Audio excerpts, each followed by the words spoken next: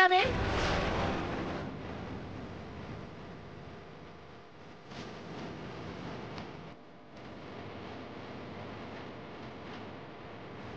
రోజు రోజుకి ఏమవుతుంది నీ విచక్షణ? మంచి మర్యాదలు లేవా? వెన్నుపోటు పొడిచే వాళ్లకు మంచి మర్యాదలు, సత్కారాలు, సన్మానాలు కూడా కావాలా? వెన్నుపోటు గురించి మీరు మాట్లాడకండి, కామెడీ అవుతుంది.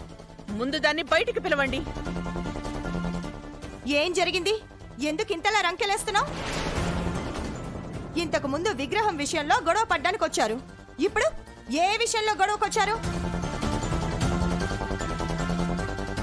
కొడుకేమో ఉద్యోగం లేక ఖాళీగా ఉన్నట్టున్నాడు. మీరు మొదటి నుంచి ఖాళీగానే ఉన్నారు. ఇక ఇంట్లో మిగిలిన వాళ్ళందరూ పరాన్న జీవులే. అందుకే ఏం తోచక ఇలా వస్తున్నారా? ముందు అవనిని పిలవండి, అవనితో మాట్లాడాలి.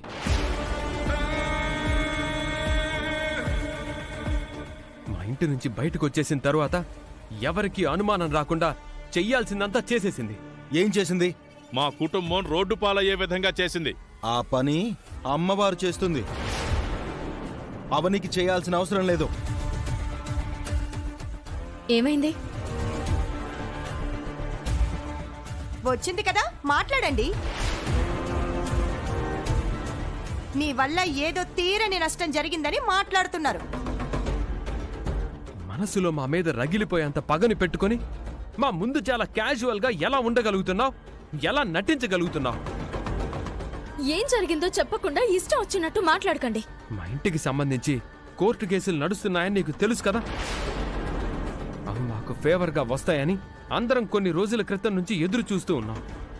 వాటన్నిటినీ నువ్వు నీ ఫ్రెండ్ సత్యగాడిని అడ్డం పెట్టుకుని తారుమారు చేసేసావు కదా.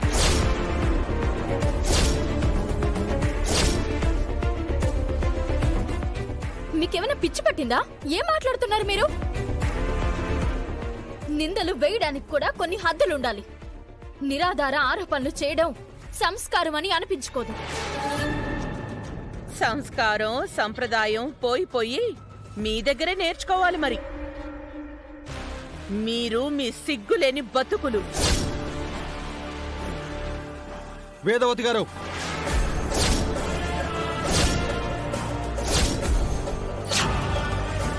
మర్యాదగా మాట్లాడండి. ఇన్ని రోజులు మా మేనకోడళ్ల మీద బయట వాళ్ళు ఎవరైనా ఏదైనా అంటే నేను నీలాగే ఊరుకునేవాణ్ణి కాదు. వీడు నిన్నింకా ప్రేమిస్తూనే ఉన్నాడు.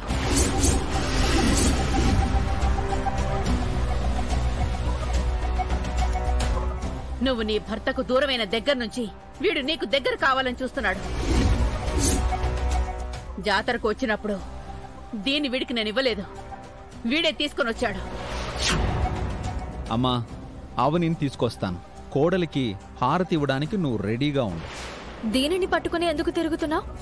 ఓకే, ఈ తాళిని ఎప్పటికైనా నీకే కడతానవని. నీలాంటి అమ్మాయిని కాదవని నిన్నే చేసుకోవాలనుకుంటున్నాడు. అందుకే ముందు నీ మనసులో స్థానం సంపాదించుకోవడం కోసమే ఇదంతా చేశాడు. ఈ తాళిని జేబులోనే పెట్టుకుని తిరుగుతున్నాడు. ఉన్నది ఉన్నట్టుగా చెప్పేశానమ్మా. కొడుకు కదా అని కడుపులో ఇంకేం దాచుకోలేదు. ఇక నువ్వు ఎలాంటి నిర్ణయం తీసుకుంటావో నీ ఇష్టం. పరాయివాడి భార్యని సొంతం చేసుకోవాలనే ఆలోచన ఉన్న నా కొడుకుని ఏ దశలోనూ నేను ప్రోత్సహించలేదమ్మా. నాశనమైపోతావురా అని తిడుతూనే ఉన్నాను. నువ్వు నా విషయంలో మారిపోయావనుకున్నాను. నా మీద అటువంటి ఆలోచన మనసులో మోస్తే స్నేహం దూరం అయిపోతుందని చెప్పాను. అయినా నువ్వదే తప్పు చేశావు. పవిత్రమైన స్నేహానికి అర్హుడివి కావు నువ్వు. అవని, నోర్మై! ఏమనుకుంటున్నావు నా గురించి? నా కోసం 4 మంచి పనులు చేసేస్తే నా భర్తని వదిలేసి నా భర్తకి విడాకులు ఇచ్చేసి నీ ఒళ్ళు వాలిపోతానని అనుకున్నావా? అంత చీప్ గా ఎలా ఆలోచించావు? నా కుటుంబాన్ని రోడ్డును పడేస్తే నేను నిన్ను ఇష్టపడతాను అని అనుకున్నావా? అంత నీచంగా ఎలా ఆలోచించావు? నా మెడలో ఎప్పటికీ నా భర్త కట్టిన తాళే ఉంటుంది. నా మనసులో ఎప్పటికీ నా భర్తే ఉంటాడు. నీ క్యారెక్టర్ ఇలాంటిదని అనుకోలేదు. ఇంకెప్పుడు నా ముందుకు రావద్దు. అవని ఆగు. నువ్వు చేసిన ప్రతిదీ నా లైఫ్ కి అపార్థమైపోయింది. నీ వల్లే భార్యాభర్తలం విడిపోయాం. నీ వల్లే నేను నా కుటుంబానికి దూరం అయ్యాను. I hate you.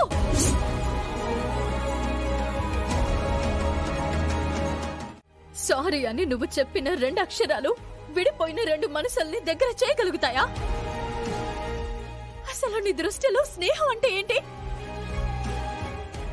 ప్రపంచంలో అన్నీ కలుషితం అయిపోయినా కలుషితం కాకుండా ఉన్నది ఏదైనా ఉంది అంటే అది స్నేహం ఒక్కటే. అంత పవిత్రమైనది నువ్వు దానిని కూడా కలుషితం చేసేశావు. జీవితంలో కోట్లు సంపాదించినా కలగని ఆనందం మంచి స్నేహితుడు దొరికినప్పుడు కలుగుతుంది. అది స్నేహం అంటే. స్నేహం ఓ విలువైన వరం. అది పొందిన వారికే దాని గొప్పతనం తెలుస్తుంది. గాయపడిన హృదయాన్ని బాగు చేయగల ఔషధం స్నేహం. స్నేహం అంటే జీవితాలతో ఆడుకోవడం కాదు, జీవితాన్ని ఆదుకోవడం. అందుకే అంటారు, ఆస్తులు లేనివాడు పేదవాడు కాదు, స్నేహితుడు లేనివాడు పేదవాడు అని. నిజాయితీ, నమ్మకం లేని స్నేహం ఎక్కువ కాలం నిలబడదు. I hate you Satya, I hate you. అలా మాట్లాడకవని నేను తట్టుకోలేను.